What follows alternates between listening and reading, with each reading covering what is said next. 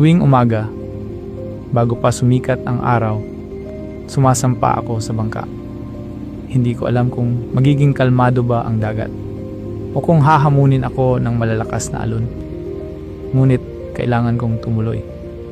Dahil sa kabilang pampang, may mga tao na umaasa sa akin. May mga pangarap na nakasalalay sa bawat hakbang ko.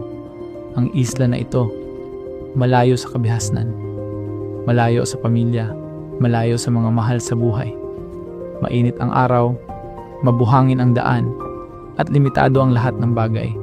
Signal, kuryente, pagkakataon. Ngunit sa hirap na iyon, natututo akong maging matatag.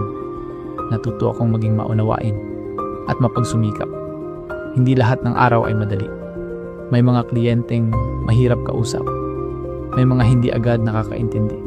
May mga hindi nagbabayad sa oras na inaasahan ko. May mga pagkakataong gusto ko nang sumuko. Ngunit sa bawat pintuan na aking binubuksan, bawat hakbang sa isla, bawat usapan na mahirap ngunit kailangan, naiintindihan ko.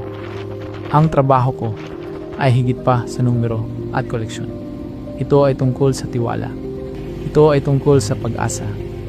Ito ay tungkol sa mga taong sa kanila ang pag-utang ang tanging daan para makabangon.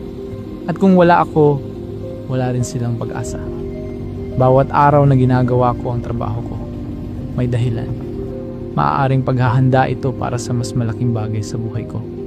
Maaaring ito rin ay para sa mga taong umaasa sa aking dedikasyon at malasakit.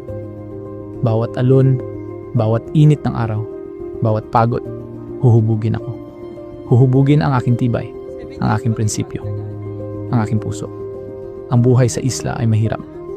Ngunit sa hirap na iyon, natututo akong maging bayani sa tahimik na paraan.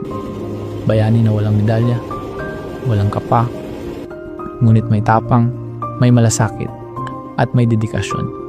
At sa bawat pagsampa ko sa bangka, bawat pagtawid sa dagat, bawat pagdating sa isla, dala ko ang pag-asa ng komunidad. Ang bawat araw, bawat sakripisyo, bawat laban, may layunin.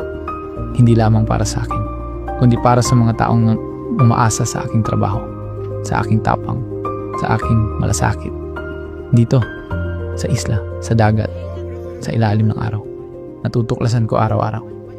Ang tibay ko, ang puso ko, at ang tunay na diwa ng pag-asa.